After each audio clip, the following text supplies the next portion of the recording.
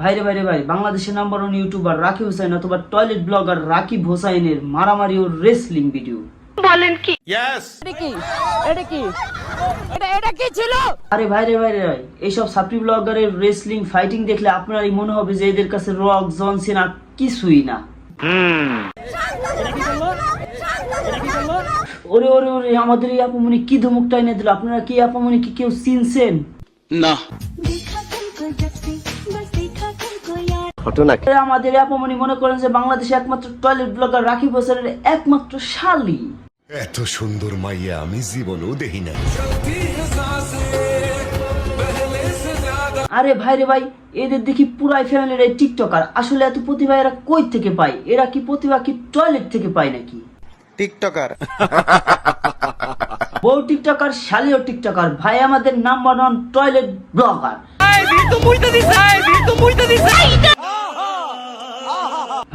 ভাই আপনারা কি এই জিনিসটা ফলো করছেন? এদের প্রতিটা ব্লগে মনে করেন যে টয়লেটের কোনো একটা সম্পর্ক থাকবেই।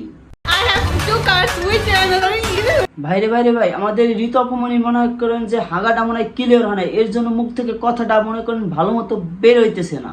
হ্যাঁ ভাই ঠিক আছে, 100% ঠিক আছে। এখন আমরা ল্যাম্প পলিশ দিব হাতে। আসলে আমাদের ঋতু অপমানির প্রতিভা ট্যালেন্ট আপনি যাই বলেন সবই মনে করেন যে শুধুমাত্র ন্যাকামো করা। সুটিয়ে লাল করে দেবো, নোংরামি বার করে দেবো। Hello guys, good morning. আজকে আমি আপনাদের সাথে ভাই আপনি যদি এদের ব্লগ দেখেন তাহলে মনে হবে আপনি যে পৃথিবীতে মনে করেন যে মাত্র আপনি টুকুস করে পড়লেন। আসলেই গুড মর্নিং মনে করেন যে মেকআপ লিপস্টিক করে সকালবেলা গুড মর্নিং কে বলে ভাই? এরা যা বলে ভাই আমার মাথার উপর দিয়ে সবই চলে যায়। ভাই মারো মুঝে মারো। আজকে বড় ওরে বাবা আমি ডরাইছি, এটা তো মানুষ না, এটা তো নিশিভূত নাই। কিছু সাপড়ি পোলাবেন এখন আমারে বলবো। আমি তাকে চিনি, চেনক সহজ সরল ভালো ফ্যামিলির।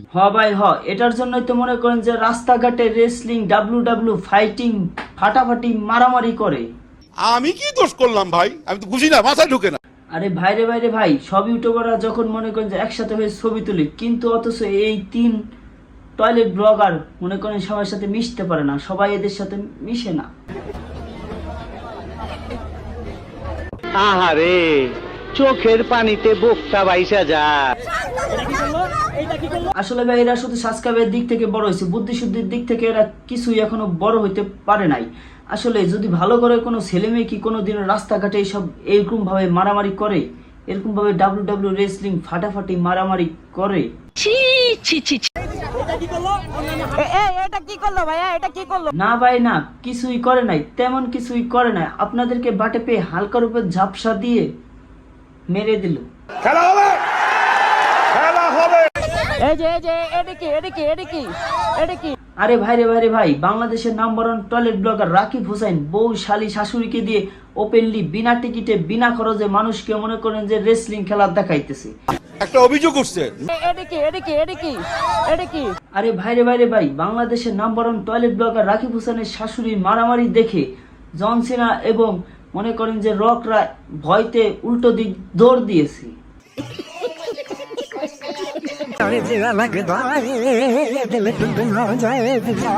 ওরে বাবারে, বাংলাদেশের নাম্বার 1 টয়লেট ব্লগার রাকিব হোসেনের শাশুড়ি দেখি টিকটক করে।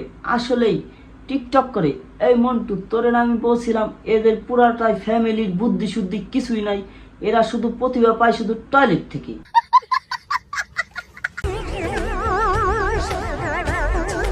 আরে আন্টি আপনি যে সব টিকটক করতেছেন, আরে সাপ্রি টিকটকার আন্টি আপনি যে সব টিকটক করতেছেন এইগুলো দেখে তো মনে করেন যে হাজারো ছেলের ঘুম হারাম হয়ে যাবে। আপনি যে টিকটক করতেছেন কিছুদিন পর তো আপনার রাস্তায় বেরোলে মনে করেন যে 10-12 জন পোলাপান মিলে আপনারা মনে করেন উঠায় নিয়ে চলে যাবে, তারপরে মনে করেন যে হালকার উপর দিয়ে ঝাপসা দিয়ে মেরে দেবে।